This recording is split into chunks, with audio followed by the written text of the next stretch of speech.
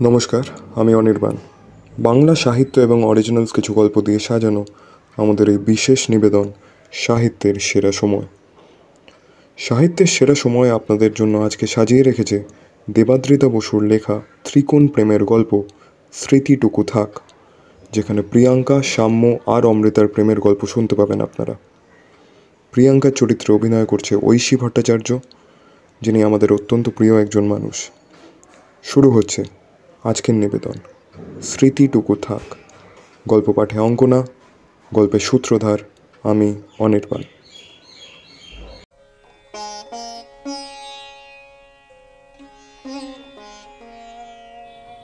গল্প শোনাটা সাম্যর নেশা, আর গল্প বলাটা হলো প্রিয়াঙ্কার নেশা। কিন্তু সমস্যা হচ্ছে প্রিয়াঙ্কার গল্পের স্টকে একটাই মাত্র গল্প, আর সেই গল্পটা হলো এক থা রাজা এক থি রানী, রাজা ভাগ গয়ে খতম কাহানি। কিন্তু প্রিয়াঙ্কার কোথাও একটা বিশ্বাস ছিল যে হয়তো সাম্য তাকে কোনোদিন ছেড়ে যাবে না। সাম্য আর প্রিয়াঙ্কা ছোটবেলার বন্ধু, একই স্কুল, একই কলেজ। প্রিয়াঙ্কা হয়তো কিছুটা ছোটই ছিল, কিন্তু সেই ছোট মেয়েটা যে কবে সাম্যদা তুমি থেকে সাম্য তুই বলার অধিকার কেড়ে নিয়েছিল তা সাম্যরও ঠিক মনে নেই। তবে প্রথম দিন থেকে সাম্য প্রিয়াঙ্কাকে তুই বলেই সম্বোধন করত। তো এবার প্রসঙ্গে ফেরা যাক। প্রিয়াঙ্কার সেই গল্পতে প্রায়শই সাম্য মজা ওড়াত, আর প্রিয়াঙ্কা বেশ রাগও করত। কিন্তু একটা সময় এই মজাটা গা সওয়া হয়ে যায়। প্রিয়াঙ্কা বলতো, সে তুই যাই বলিস, আমার রাজা আমাকে কখনো ছেড়ে যাবে না। প্রিয়াঙ্কার মনের কথা যদি সাম্য বুঝতো, তবে এটা যে বানানো গল্প না সেটা জানতে পারত সে।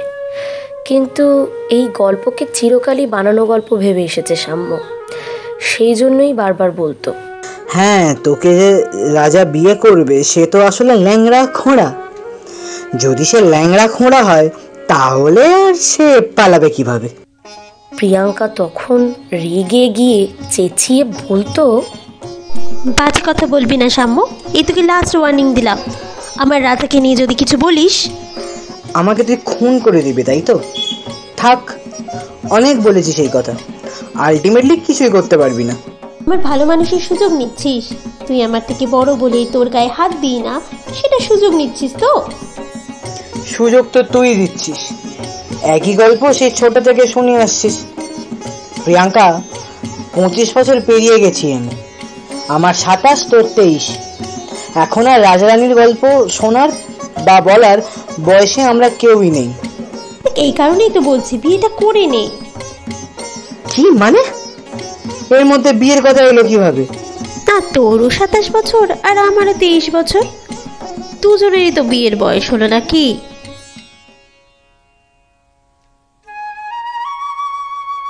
দুটোই বিয়ের পর করা যায়। বিয়ের বয়স পেরিয়ে গেলে বিয়ে করতে পারবো না সাম্য। এতই যদি বিয়ে করার ইচ্ছে, যা না বিয়ে করে নিয়ে গিয়ে।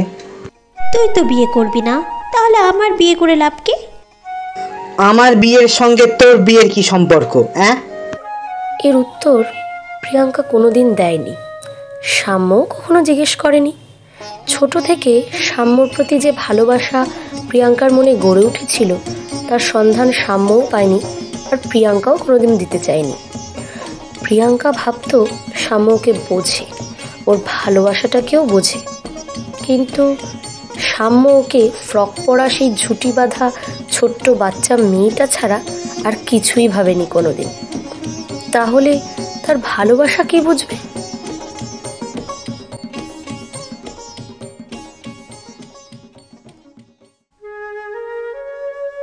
ওদের বড় হওয়ার সাথে সাথে একে অন্যকে দেখার বা চেনার দৃষ্টিভঙ্গিটাই বদলে গেল।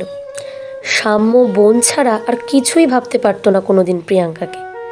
কিন্তু প্রিয়াঙ্কার মনে ছিল একরাশ স্বপ্ন। মাঝে মধ্যেই ওরা এদিক ওদিক ঘুরতে চলে যেত। একদিন সাম্য চাকরি পেল এবং সেই দুজনের ঘুরতে যাওয়ায় পড়ল ছেদ। প্রিয়াঙ্কা যা অভিমানী সাম্য ভেবেছিল রাগ করে ফাটিয়ে দেবে, কিন্তু হলো ঠিক তার উল্টোটা। প্রিয়াঙ্কা বলল, ভালোই তো হলো, তোর চাকরি পাওয়াটা দরকার ছিল। ভাবতো কাকু কাকিমা কত টেনশন করতো। সাম্য এর উত্তর না দিয়ে কেবলমাত্র একটা কথা জিজ্ঞেস করেছিল, বাবা, তুই এত বড় বড় কথা বলছিস? কেন রে বাদর ছেলে, আমি কি এখন সেই স্কুল গার্ল আছি নাকি? না, তা নেই। তুই হাইটে আর সাইজে বেড়েছিস ঠিক কথা, কিন্তু কিন্তু কিন্তু কি? হ্যাঁ, আমি তো তোকে বাচ্চা ছাড়া কিছুই ভাবি না। তুই এখনো আমার কাছে সেই বাচ্চাবেলার ফ্রক পরে ঘোরা মেয়েটা। ও, তুই এখনো ভাবিস না যে আমি কাউকে ভালোবাসতে পারি, কারো প্রেমে পড়তে পারি? তুই প্রেমে পড়েছিস? কে সেই হতভাগ্য যুবক যার প্রেমে তুই পড়েছিস? সেই উত্তর প্রিয়াঙ্কা কোনোদিনই দেয়নি, বরং প্রতিবারই এড়িয়ে যেত। যেদিন প্রথম মাইনে পায় সাম্য, সেদিন সবার জন্য কিছু না কিছু কিনে আনে সে। প্রিয়াঙ্কার অনেক দিনের ইচ্ছে ছিল একটা নীল কাঁচওয়ালা গগলস কেনার। সাম্য সেটাও কিনে আনে ওর জন্য। প্রিয়াঙ্কা আর সাম্য যেহেতু একই পাড়ায় থাকতো, তাই যখন তখন সাম্যর বাড়িতে চলে আসতে পারত। প্রথম মাইনে পাওয়ার পরেই সাম্য ওকে ডাকবে বলে ছাদে উঠবে ভেবেছিল, কিন্তু তার দরকারই হয়নি। কোনো একটা বিশেষ কারণে প্রিয়াঙ্কা আগে থেকেই ওর বাড়িতে ছিল। একটু টাকা জমাতে পারিস না? প্রিয়াঙ্কা বলেছিল রাগী গলায়। প্রথম মাইনের অর্ধেক যদি এইভাবেই খরচ করিস, তাহলে আর থাকলো কি? আবার জ্ঞান মারছিস তুই? তোর ভালোর জন্য বলছি রে গাধা। এই প্রিয়াঙ্কা বলেই না তোকে এত কিছু বলছে। অন্য কেউ হলে ফতুর হয়ে যেতিস শালা। সেই প্রিয়াঙ্কা আর সাম্যর কীর্তিকলাপ দেখে ওদের বাড়ির লোক হেসে কুটোপুটি খেত। পাড়ার কিছু কিছু কম বয়সী ছেলে মেয়ে যারা সাম্য আর প্রিয়াঙ্কার বন্ধু ছিল, তারা তো প্রিয়াঙ্কা আর সাম্যর বিয়ে খাওয়ার জন্য একেবারে হাতা গুটিয়ে বসেছিল। একদিনের কথা তো উল্লেখ করতেই হচ্ছে। সেদিন ছিল সরস্বতী পুজো। প্রিয়াঙ্কার জোড়াজুড়িতে সাম্য ওকে নিয়ে বেরোলো। সবচেয়ে বড় কথাটা হচ্ছে পাঞ্জাবি পরে বেরোলো। জরির কাজ করা সোনালি রঙের পাঞ্জাবিতে সাম্যকে তো অদ্ভুত সুন্দর লাগছিল। প্রিয়াঙ্কা যেন চোখ ফেরাতেই পারছিল না। অবশ্যই প্রিয়াঙ্কাকেও মন্দ লাগছিল না। বাসন্তী রঙের শাড়ি পরে যেন নবদুব্বা ঘাস প্রিয়াঙ্কাকে ঘিরে রেখেছে। সাম্য মনে মনে ভাবছিল, এটা কি শাড়ি পরে প্রিয়াঙ্কা, নাকি শরৎকালে শিশির পরে থাকা দুব্বা ঘাস যাকে শিউলি ফুল ছেয়ে থাকে? কি দেখছিস? আমার সঙ্গে বেরোনোর খুব দরকার ছিল কি? পাড়ার লোকে কি ভাবলো আমরা দুজন প্রেম করছি? হ্যাঁ, তো ভাবুক না। তুই তো বলিস যা খুশি ওরা বলে বলুক, ওদের কথায় কি আসে যায়। কিন্তু সবসময় এই গানটা বোধহয় চলে না প্রিয়াঙ্কা। থাক না সাম্য, ওদের কথা ওদের ভাবতে দে, আমাদের কথা আমরা ভাববো। সরস্বতী পুজোর দিন ওরা খেতেও গিয়েছিল। খেতে খেতে হঠাৎ করে সাম্য, আচ্ছা, কোনোদিন যদি শুনিস আমি প্রেম করছি, কি করবি সেদিন? বৌদি বলে সম্মান দিবি তাকে? বেশ কিছুক্ষণ চুপ করে থাকলো প্রিয়াঙ্কা, তারপর বলল, ততদিন কি আর আমি থাকবো রে? যদি থাকি অবশ্যই বৌদি বলে মেনে নেব। সাম্যর একটু খটকা লাগলো কথাটা শুনে। কোথাও কি যাবার প্ল্যান করছে নাকি প্রিয়াঙ্কা? কোথায় যাবি তুই?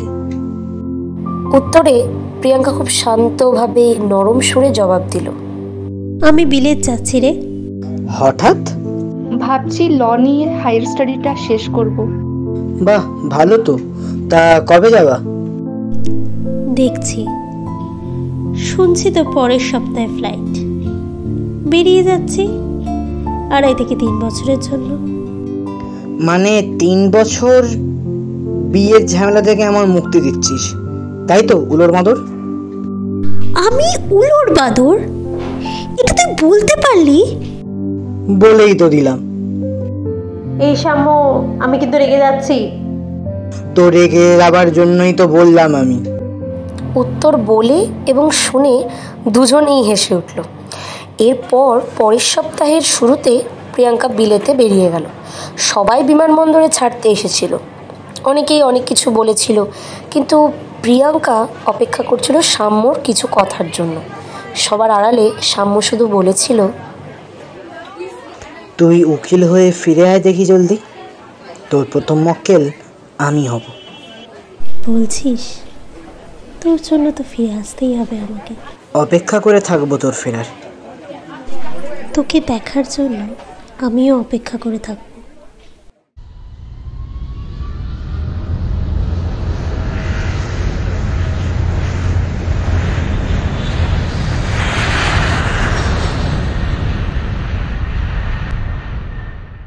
প্রিয়াঙ্কা বিদেশ চলে গেল।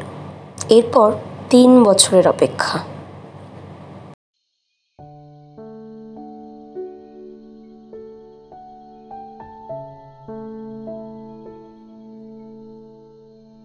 এই 3 বছরে সাম্যর জীবনে একটা ঘটনা ঘটল, যেটা গল্পের মোড় ঘুরিয়ে দেবে সাম্যর জীবন, বদলে যাবে সাম্য আর প্রিয়াঙ্কার সম্পর্ক।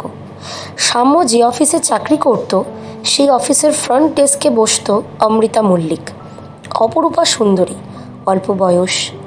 অমৃতাকে দেখলেই সাম্যর খালি প্রিয়াঙ্কার কথা মনে পড়ে। কেমন আছে ও?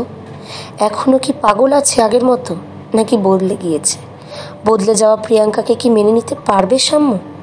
কে জানে। তাড়াতাড়ি ফিরে আসুক সে। এতদিন সেই ফ্রক পরা মেয়েটাকে ভুলতে পারেনি সে। তবে আজ ওকে বড্ড মনে পড়ছে। মনে মনে কি ভালোবেসে ফেলেছে প্রিয়াঙ্কাকে? ওর কম্পিউটারের ওয়ালপেপারে ওর আর প্রিয়াঙ্কার একটা ছবির দিকে বিরক্ত করলাম কি? প্রশ্ন করলো অমৃতা। না আসুন, ওই একটু ল্যাদ খাচ্ছিলাম আর কি। হ্যাঁ, বাঙালির অতি প্রিয় জিনিস হলো ল্যাদ, এবং সেটাই সর্বনাশের মূলও বটে। সত্যি সত্যি, ভীষণ সত্যি। তা আপনি নিশ্চয়ই এখন সত্যি কথা বলতে আসেননি? না, এসেছিলাম একটা দরকারি। কথাটা বলেই সামনের দিকে ঝুঁকলো অমৃতা। তারপর বলল, বসের অনুপস্থিতিতে একটা কথা বলছি, শুনে রাখুন মন দিয়ে। ভদ্রলোকটিকে একদম বিশ্বাস করবেন না, তিনি নিজের স্বার্থের জন্য সব করতে পারেন। আপনি পিএনপিসি করতে এলেন? সাবধান করতে এলাম। বেশি দিন তো হয়নি, আমি অনেক দিন আছি এখানে। ভদ্রলোককে বহুদিন দেখছি, বহুদিন ওয়াচ রাখছি। মহা হারামি লোক, একেবারে ফালতু দুশ্চরিত্র মানুষ। দুজনেই বেশ কিছুক্ষণ চুপ করে থাকলো। এই কথার পর কোনো কিছু বলল না বলে পরিবেশ একদম স্বাভাবিক করে নেওয়ার চেষ্টা। সাম্য, আপনার ভালো চাই বলেই বললাম এটা। কথাটা বলেই অমৃতা হনহনিয়ে বেরিয়ে গেল। আর সাম্যর মনে খচকাটা কিন্তু রয়েই গেল। এত গায়ে পড়ে উপকার করতে আসা কেন? যে বসের নামে এত নিন্দা করে গেল অমৃতা মল্লিক, 2 দিন আগে সেই বসের সঙ্গেই তো একই রেস্তোরাঁয় চাইনিজ, আর সেই বসের চেম্বারেই তো হাসাহাসি করতে দেখা গিয়েছিল। ডাল মে কুচ কালা নাকি কালা মে কুচ ডাল, সেটাই ঠিক বুঝতে পারছে না সাম্য। এরপর মাসখানেক কেটে গেল আরও। অমৃতার কথা সত্যি করে সাম্য আরও উঁচু পদে উঠে এলো, আলাদাভাবে বড় একটা চেম্বারও পেল। এর মধ্যে সাম্য আর অমৃতার বন্ধুত্ব অবশ্য আরও গাঢ় হলো। আর ওদের বস রামচরণ দত্ত দুজনের কাজে খুশি হয়ে দুজনকে প্রমোশন দেওয়ার চিন্তা ভাবনা করছিলেন। এর মধ্যে তো সাম্য প্রমোশন পেয়েই গেল। এবার অমৃতাও খুব বড় একটা প্রমোশন পেল। কিন্তু দুজনের এই মেলামেশাটা একদম পছন্দ করতেন না তিনি। আর সাম্যর সঙ্গে অমৃতার ঠিক কী সম্পর্ক তা অফিসের কেউ বুঝতো না, জানতো না। আর রামচরণ দত্ত ছিলেন মেয়ে লোভী মানুষ। মেয়ে দেখলেই তার ওপর ঝাঁপিয়ে পড়ে তাকে ভোগ করতে মন চায় তার। আর অমৃতা নিজের দিকে সবাইকে আকর্ষণ করে নিতে পারে। আর রামচরণ তো বেশি করে অমৃতার দিকে আকৃষ্ট। আর অমৃতা, সে কি আদপেও রামচরণের দিকে চাইতো? 1 বছরের মধ্যে সে বুঝে গিয়েছিল সাম্যর মধ্যে কি আগুন লুকিয়ে আছে। তাই ধীরে ধীরে সে সাম্যর প্রতি আকৃষ্ট হতে শুরু করলো। প্রথমে ভেবেছিল সাম্যকে কাজে লাগিয়ে রামচরণকে উপড়ে ফেলবে, কিন্তু নিজের অজান্তেই কখন যে সে সাম্যকে ভালোবেসে ফেলে তা নিজেই হয়তো বুঝতে পারে না। সাম্য এলগিন রোডে থাকতো আর অমৃতার বাড়ি টালিগঞ্জে। অফিস থেকে ফেরার পথে একদিন সাম্যকে নিজের গাড়িতে তুলে নিল অমৃতা।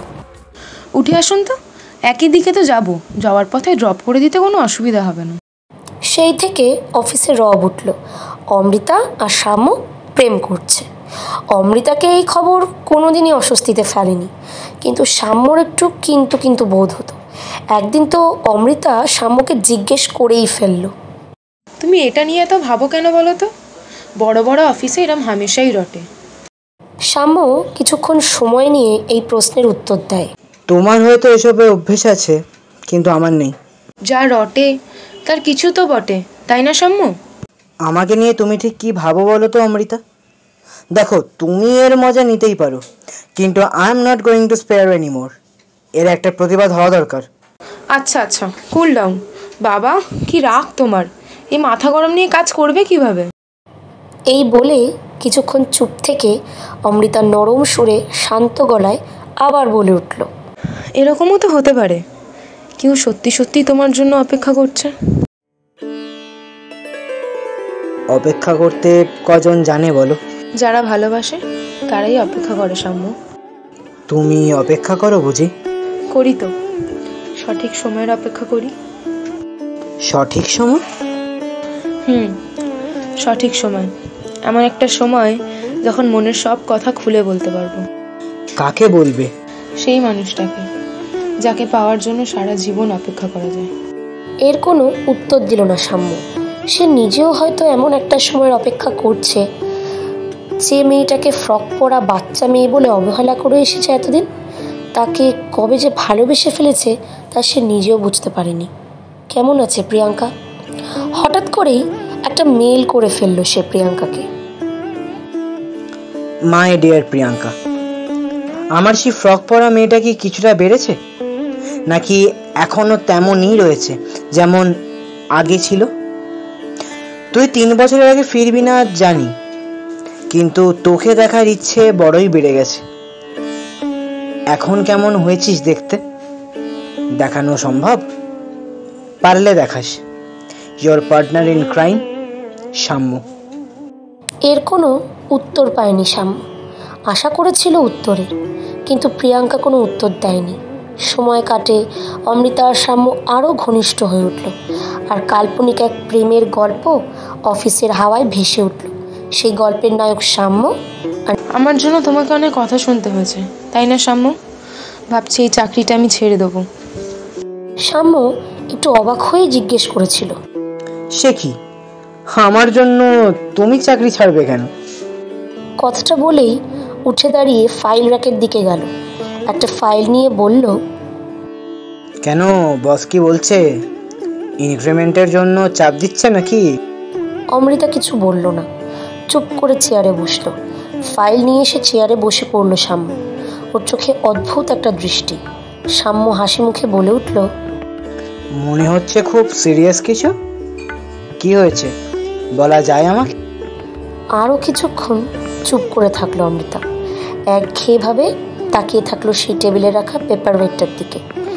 সাম্য যখন ভাবছে যে এবার ধৈর্যের বাঁধ ভেঙে কিছু একটা বলবে, কিন্তু তার আগেই আমার মনে হয় এখানে খুব বড় একটা ষড়যন্ত্র হচ্ছে।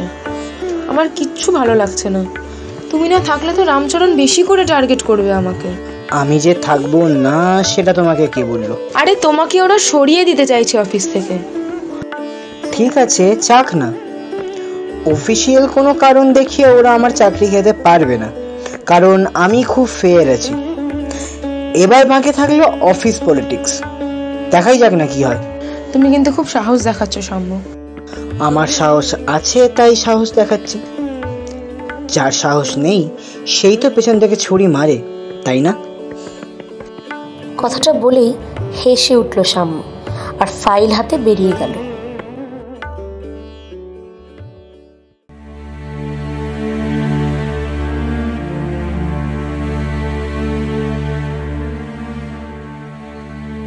এর মধ্যে কেটে গেল 3 বছর। সাম্যর জীবনে প্রচণ্ড বিপদ ঘনিয়ে এলো। সেদিন সাম্য অফিস থেকে একটু তাড়াতাড়ি বেরোচ্ছিল, কিন্তু হঠাৎ করেই রামচরণ দত্ত তাকে পিছু ডাকলেন। বলুন স্যার।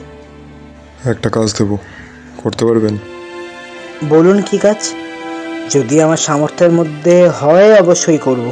আপনার সামর্থ্যের মধ্যে পড়ে এমনই কাজ দিচ্ছি। আমার বাড়ির থেকে ফাইলটা আর আমার অ্যাটাচি কেসটা নিয়ে আসতে হবে, পারবেন? ফাইলটা খুবই গুরুত্বপূর্ণ, ওটা ছাড়া আজকে টেন্ডার পাস হবে না। আর আমার সুটকেসের মধ্যে লাখখানেক টাকা আছে, সেটা আমার দরকার। ওটা কাল আনলে হতো না? আজ একটু তাড়া আছে আমার, বেরিয়ে যাচ্ছিলাম আমি। আপনাকে তো ফিরতে বলছি না, ফাইলটা নিয়ে কাজে চলে যান, কালকে আসার সময় আমাকে দেবেন। ঠিক আছে, তাই হবে। মাথা নাড়িয়ে সাম্য বেরিয়ে গেল, আর রামচরণ দত্তর মুখে একটা ক্রূর হাসি দেখা দিল। সাম্যর সঙ্গে রামচরণের শত্রুতার কোনো কারণই ছিল না, কিন্তু অমৃতার প্রতি রামচরণ একটু দুর্বল। এদিকে অমৃতা আবার সাম্যর প্রেমে হাবুডুবু খাচ্ছে, সেটা রামচরণের সহ্য হচ্ছিল না একদম। এমনিতে সাম্যকে স্যাক করা যাবে না, কারণ সাম্য খুব ক্লিন চিট ক্যারেক্টার, কিন্তু যদি সাম্যর উপর চুরির অপবাদ দেওয়া যায় তাহলেই হয়তো একটা কিছু হতে পারে। সাম্যর মেয়ের দোষ নেই, তাহলে চুরির অপবাদই হয়তো একমাত্র উপায়। সাম্যর মনে কাদা ছিল না, রামচরণের বাড়ি থেকে ফাইল নিয়ে বিমানবন্দর যেতে তার খুব একটা অসুবিধা হওয়ার কথা ছিল না। এরই মধ্যে অমৃতাকে সে প্রিয়াঙ্কার কথা জানিয়েছে। সাম্য যে প্রিয়াঙ্কাকে ভালোবাসে সে কথাও সে জানিয়েছে। আগে বলনি কেন প্রিয়াঙ্কাকে? অমৃতা জিজ্ঞেস করেছিল সাম্যকে। যেতেই বা দিলে কেন? যেতে না দিলে উকিল হতে পারতো না প্রিয়াঙ্কা। কোর্টের ভেতর দাঁড়িয়ে কেস লড়া, সওয়াল করা ওর ছোটবেলাকার স্বপ্ন ছিল। আর তুমি যেই 3 বছর কষ্ট পাচ্ছিলে? কষ্ট আমরা দুজনেই পেয়েছি অমৃতা, অবশ্য যদি এটাকে কষ্ট মানো তো। এটা কষ্ট না তো কি? অপেক্ষা, যেটা করার মধ্যে অদ্ভুত একটা মজা আছে, তুমি তো জানো সবই। বিমানবন্দরে সাম্য যাচ্ছিল অমৃতাকে আনতে। সে কিছুদিনের জন্য হায়দ্রাবাদ গিয়েছিল, কিন্তু রামচরণের ষড়যন্ত্র ছিল একটু অন্যরকম। সাম্য যে তার বাড়িতে যাবে এটা নিজের সেক্রেটারিকে বলে দিয়েছিলেন তিনি। সাম্যর বিরুদ্ধে ষড়যন্ত্রের কথা সেক্রেটারি জানলেও রামচরণের স্ত্রী জানতেন না। সাম্যর ওনার বাড়ি থেকে বের হবার 5 মিনিটের মধ্যে সেক্রেটারি মারফত রামচরণ দত্ত খবর পান যে সাম্য চলে গেছে। ওনার সেক্রেটারিকে রামচরণ বলেন, তুমি পুলিশে ফোন করো, কিন্তু যা শিখিয়েছি তার বাইরে একটা কথাও যেন না বলো। আর হ্যাঁ, তোমার ম্যাডাম যেন এসব কিছু না জানতে পারে। সব ব্যবস্থা হলো। সাম্যর বিরুদ্ধে থানায় ডায়েরিও করা হলো, কিন্তু সমস্যাটা হলো রামচরণের স্ত্রী সৌমিতা দত্ত হলেন সম্পর্কে অমৃতার বান্ধবী এবং প্রিয়াঙ্কার দূর সম্পর্কের দিদি। আর যে ইন্সপেক্টরের কাছে কমপ্লেন করা হলো, অর্থাৎ ইন্সপেক্টর দেবাঞ্জন রায় হলেন সাম্যর স্কুল জীবনের বন্ধু। এটা আবার রামচরণের জানা ছিল না। রামচরণের তরফ থেকে আরেকটা ভুলও হয়েছিল, যাক সে ব্যাপারে পরে আসছি। আগে আসি সাম্যকে গ্রেপ্তারের সময়ের একটা ঘটনায়। বিমানবন্দর থেকে বেরোবার সময় দেবাঞ্জন তাকে গ্রেপ্তার করে ডায়েরির ওপর ভিত্তি করে প্রমাণ হিসেবে কাজ করেছিল সাম্যর হাতের ফাইলটা। রামচরণের সেক্রেটারি বলেছিল সাম্য নাকি কিছু টাকা চুরি করে পালিয়েছে, ইমিডিয়েটলি তাকে গ্রেপ্তার করতে হবে। সুটকেসের মধ্যে 10 লাখ টাকাও পাওয়া যায়, সেটাই সাম্যর বিরুদ্ধে চলে যায়। দেবাঞ্জনের মুখে সব কথা শুনে সাম্য কোনো কথাই বলতে পারল না। অমৃতা বলল, কিন্তু আপনার কাছে কি প্রমাণ আছে যে সাম্য এটা চুরি করেছে? দেবাঞ্জন গম্ভীর গলায় বলে উঠল, আমি চোখে যা দেখি সেটাই বিশ্বাস করি ম্যাডাম। এবার কাউকে কোনো কথা বলতে না দিয়ে সাম্যকে নিয়ে চলে গেল সে। অমৃতাও গেল ওর সঙ্গে। থানায় এসে জানতে পারা গেল যে সাম্যর বিরুদ্ধে শুধু চুরির না বরং খুনের দোষারোপও লেগেছে। সাম্য নাকি রামচরণের স্ত্রী সৌমিতাকে খুনও করতে চেয়েছিল। এটা শুনে সাম্য তো বটেই, অমৃতাও অবাক হয়ে যায়। এই ব্যাপারটা আর যেই বিশ্বাস করুক, অমৃতা বিশ্বাস করতে রাজি নয়। দেবাঞ্জনের মনের মধ্যে কি চলছে তা কেউ বুঝতে পারল না। সেক্রেটারি মহাশয় চলে যেতেই দেবাঞ্জন বলল, কি ব্যাপার বল দেখি, কি শুনছি এগুলো? শ্যাম্য পুরো ঘটনা খুলে বলল দেবাঞ্জনকে। অমৃতার মুখের ভাব থেকে পরিবর্তন হচ্ছিল। সব ঘটনা শুনে দেবাঞ্জন বলল, বুঝতেই পারছি তোকে ফাঁসানোর জন্যই এটা করা হচ্ছে। আমাদের বস শ্যাম্যর ওপর খ্যাপা, তার কারণ আমি ইন্সপেক্টর। বুঝেছি, কোনো একটা খাপলা কেস আছে, বিশেষ করে মেয়ে ঘটিত। এখন কি উপায়? শ্যাম্যকে জেলে থাকতেই হবে, বিশেষ করে এফআইআর যখন হয়েছে। আমার চাকরি নিয়ে টানাটানি হবে দেবাঞ্জন, বুঝতে পারছিস সেটা? থুস, তুই কিছুদিনের জন্য থাকতো। এই কেস তো মিথ্যে কেস, ফলস এলিগেশন। যদি টিকতো তবে অনেক ছেলেমেয়ের জীবন নষ্ট হয়ে যেত। কিন্তু আমি কি করব? তুই আমার সঙ্গে থাকবি। আর কোনো চেনা জানা উকিল আছে যে তোর হয়ে লড়তে পারে? কোনো কথা বলল না কেউ। উকিল যে নেই সেটা তিনজনই জানতো। খানিক সময় কাটিয়ে হঠাৎ করেই শ্যাম্য বলল, আচ্ছা, তুই একবার খবর নিবি যে প্রিয়াঙ্কা ফিরেছে কিনা? প্রিয়াঙ্কার নাম শুনে অমৃতার যে খুব একটা ভালো লাগলো তা নয়, কিন্তু জোর করে ভালোবাসা আদায় করার অভ্যেস অমৃতার নেই। দেবাঞ্জন ধীর গলায় বলল, বেশ, খবর নেব। 3 বছর বাদে। এমনিই তো তোর ফেরার কথা কিছুদিনের মধ্যে, কিন্তু পুলিশ হিসেবে আমি কতটা তোর পাশে বন্ধু হিসেবে থাকতে পারবো তা আমি জানি না শ্যাম্য। কাকু কাকিমার পাশে তোর বন্ধু হিসেবে কে থাকবে? উত্তর আসতে বেশি সময় লাগলো না। উত্তর দিল অমৃতা, ওর বন্ধু হিসাবে আমি থাকবো। আমার প্রাণের ভয় নেই, পিছু টানার মানুষও নেই, মা নেই, বাপ নেই, থাকার মধ্যে এক পিসি। রামচরণ যদি প্রাণেও মেরে দেয় আমার কোনো ক্ষতি হবে না। দেবাঞ্জন বুঝলো পুরো ব্যাপারটা, আর শ্যাম্যও অবাক হলো। দেবাঞ্জন আলাদা একটা সেলে শ্যাম্যকে রাখলো। এই সেলে নাকি একটা গোপন দরজা আছে, সেখান দিয়ে গোপনে দেবাঞ্জনের কোয়ার্টারে যাওয়া যায়। শ্যাম্যকে সেই সেলে রাখার বিশেষ একটা কারণ আছে। দেবাঞ্জন বলল, আপাতত তুই এখানে থাক, রাতে আমি তোকে কোয়ার্টারে নিয়ে যাব। সেটা কি সম্ভব? হ্যাঁ, সব সম্ভব। আমি এই থানার ওসি, আমাকে সবাই মেনে নেবে। এইটুকু বলেই অমৃতার দিকে তাকালো। দেবাঞ্জন চলে যেতেই অমৃতা সেলের কাছে এগিয়ে আসলো এবং তারপর খুব শান্ত গলায় বলল, তুমি ভেবো না শ্যাম্য, রামচরণকে আমি ছাড়বো না। তুমি নিজের জীবন কেন নষ্ট করছো অমৃতা? তোমার একটা সুখী পরিবার হতে পারতো, সুখে সংসার করতে পারতে। যেখানে তুমি নেই সেখানে আমি কিভাবে সুখী হই? শ্যাম্য, আমি তোমাকে নিয়ে সুখে থাকতে চেয়েছিলাম। স্বপ্ন কেন দেখলে? আমি আগে যদি জানতাম হয়তো বারণই করতাম। ভালোবাসা তো আমাদের মনের। থাক না শ্যাম্য, আমি তোমার স্মৃতি নিয়েই সুখে থাকতে চাই। তোমাকে দেওয়ার মতো কিছু নেই আমার কাছে অমৃতা। তুমি যা দিয়েছো আমার এই রবে লুকানো। জীবনের দান যায় না কখনো ফেরানো। শ্যাম্য কোনো উত্তর দিতে পারল না। এই আকুতি বোধ হয় ভগবানকে ডাকার সময়ও থাকে না। অমৃতা এক দৌড়ে বেরিয়ে গেল, আর শ্যাম্য তাকিয়ে থাকলো স্থির দৃষ্টিতে।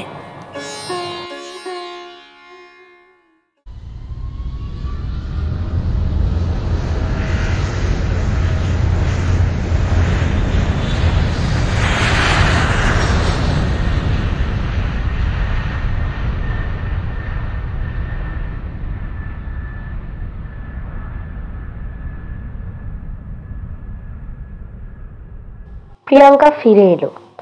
দেবাঞ্জনে আনতে গেছিল ওকে, সঙ্গে ছিল অমৃতা। শ্যাম্যকে খুঁজেছিল প্রিয়াঙ্কা, কিন্তু সত্যি কথাটা না বলে দেবাঞ্জন ওকে বাড়ি নিয়ে আসে। বাড়ি ফিরে সব ঘটনা শুনে প্রিয়াঙ্কা বলল, একবারও খবর দাওনি আমাকে? আমি না হয় আর একটু আগে আসতাম।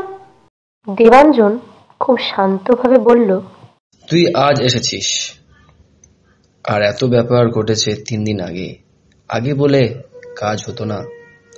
তুই কি আসতে পারতিস তাড়াতাড়ি? প্রিয়াঙ্কা মাথা নিচু করে বসে থাকলো, তারপর বলল, শ্যাম্যর মামলা আমি হাতে নেব। দেখি রাম লক্ষণ কে আছে যে শ্যাম্যের ক্ষতি করে। এবার অমৃতা খুব শান্তভাবে প্রিয়াঙ্কার উদ্দেশ্যে বলে উঠল, কিন্তু প্রিয়াঙ্কা, রামচরণ খুব সাংঘাতিক। হ্যাঁ, আদপে ও ফাঁপা, চাইলেই ওকে শেষ করা যায়, কিন্তু ওর টাকা আছে। টাকা সবসময় আইনকে কিনতে পারে না অমৃতা, আর আমি সেটাকেই ব্যবহার করব।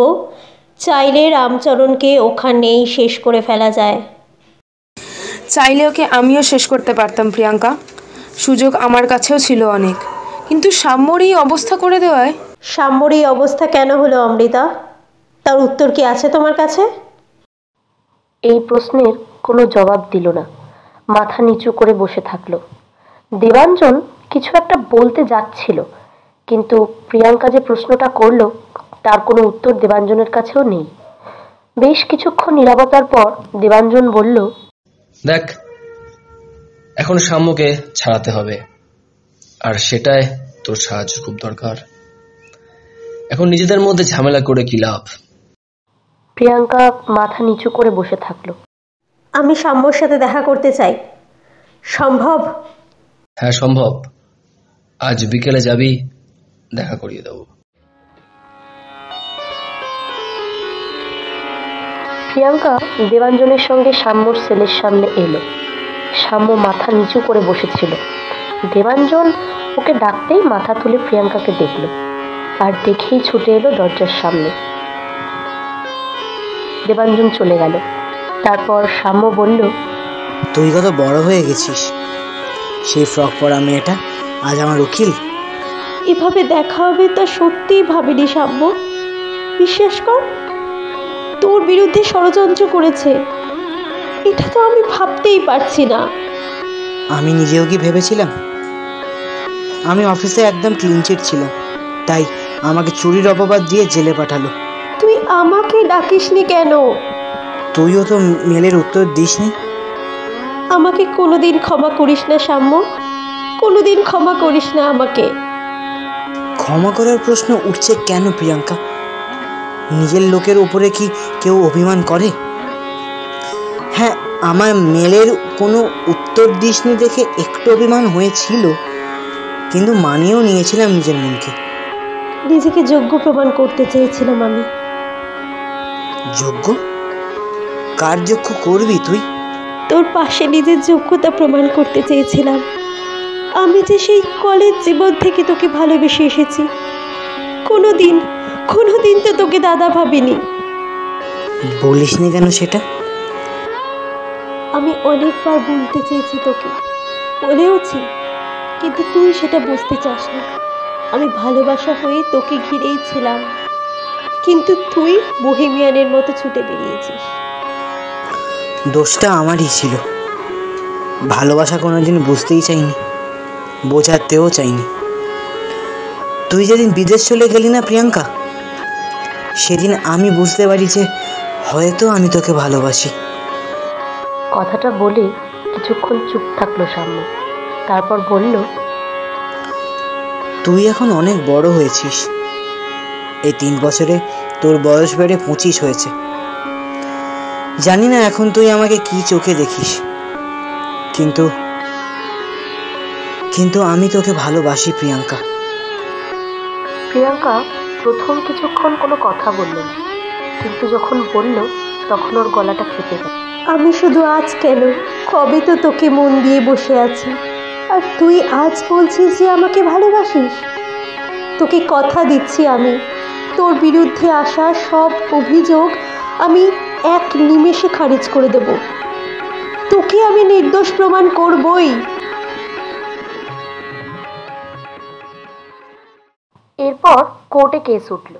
রামচরণের বিরুদ্ধে অনেকেই সাক্ষ্য প্রমাণ দিল।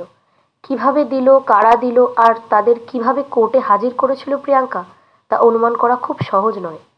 আর কোর্টের হাজিরার গল্প আমাদের জানারও প্রয়োজন নেই। রামচরণের স্ত্রী সৌমিতা দত্ত অমৃতার মুখে সব ঘটনা শুনে নিজের স্বামীর বিরুদ্ধে দাঁড়িয়ে কথা বললেন কোর্টে। প্রিয়াঙ্কা কিভাবে যে রামচরণের বিরুদ্ধে নিয়ে যায় সেটা কেউই বুঝতে পারে না। মামলা শেষে প্রিয়াঙ্কা সাম্যর মুখে হাসির রেখা দেখা দিল, আর সেই হাসি অমৃতার চোখ এড়ায়নি। ধীরে ধীরে অমৃতা বেরিয়ে যাচ্ছিল, কিন্তু সাম্যর ডাকে সে ফিরে তাকালো। তুমি ভালো থেকো অমৃতা, বলল সাম্য। আমি আর দত্ত ডিলার্স কোম্পানিতে যাচ্ছি না। আশা করি আমাকে ছাড়া কোম্পানি আটকে থাকবে না। অমৃতা মাথা নামিয়ে নিল, তারপর হালকা হেসে বলল, তুমি ছাড়া কোম্পানি আটকাবে না হয়তো, কিন্তু আমি। এখন যাক সেসব কথা। প্রিয়াঙ্কা ফিরে এসেছে, যাও, ও তোমার জন্য অপেক্ষা করছে। তবে আমার কথা ভুলে যেও না, আমি এমন একজন যে একজনকে ভালোবেসেও তাকে পেল না। এই অভাগীটার কথা ভুলে যেও না, বলো ভুলবে না আমাকে। সাম্য মাথা নামিয়ে বেশ কিছুক্ষণ দাঁড়িয়ে থাকলো, তারপর হাসি মুখে বলল, ভুলবো না, কথা দিলাম। অমৃতা বেরিয়ে যাচ্ছিল কোর্টরুম থেকে, কিন্তু সাম্যর ডাকে ও ফিরে তাকালো। সেদিন জেলের ভেতরে তোমাকে কিছু দিতে পারিনি অমৃতা, আজ তোমাকে কিছু দিতে চাই। আমাকে ফেরাতে পারবে না কিন্তু। অমৃতা কোনো কথা বলল না। সাম্য নিজের আঙুল থেকে আংটি খুলে অমৃতার দিকে, এটা রাখো, আমার কথা যখন মনে পড়বে এটাই তোমাকে আমার কথা মনে করাবে। আংটিটা নিয়ে বেশ কিছুক্ষণ দাঁড়িয়ে থাকলো অমৃতা, তারপর কাপা ও কান্না ভেজা গলায় বলল, শুধু আংটি দেখলে তোমার কথা মনে পড়বে, নইলে পড়বে না। কথাটা বলেই দৌড়ে বেরিয়ে গেল অমৃতা, আর সাম্য ধীর পায়ে কোর্টের বাইরে এলো। একটু দূরে সাম্যর মা, বাবা, প্রিয়াঙ্কা আর তার বাবা মা এবং দেবাঞ্জন দাঁড়িয়েছিল। সাম্যকে দেখে সবাই হাসলো। প্রিয়াঙ্কা যেন কিছু একটা শোনার অপেক্ষায় ছিল। সাম্য 2 হাত ওর দিকে বাড়িয়ে দিল। প্রিয়াঙ্কা দৌড়ে এসে সাম্যকে জড়িয়ে ধরল।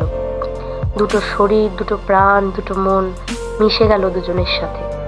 ভালোবাসা পরিণতি পেল দুজনের।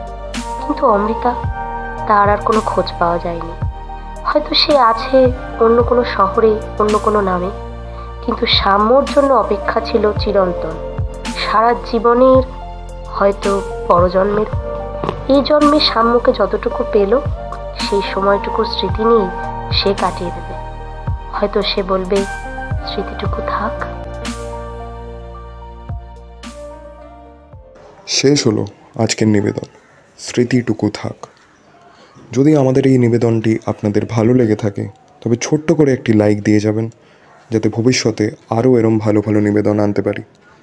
গল্প পাঠে অঙ্কনা দাস, সাম্যর চরিত্রে অনুভব মুখার্জি, প্রিয়াঙ্কার ভূমিকায় ঐশী ভট্টাচার্য, ইন্সপেক্টর দেবাঞ্জন প্রীতম দাস, অমৃতার চরিত্রে সুলেখা শীল, রামচরণ দত্ত এবং গল্পের সূত্রধার আমি অনির্বাণ ভট্টাচার্য। কাহিনী দেবাদ্রিতা বসু, সূত্র রচনা দিতিপ্রিয়া রায়, প্রচ্ছদ পরিবেশনায় সোলাঙ্কি রায়, তত্ত্বাবধানে সংঘমিত্রা তালুকদার।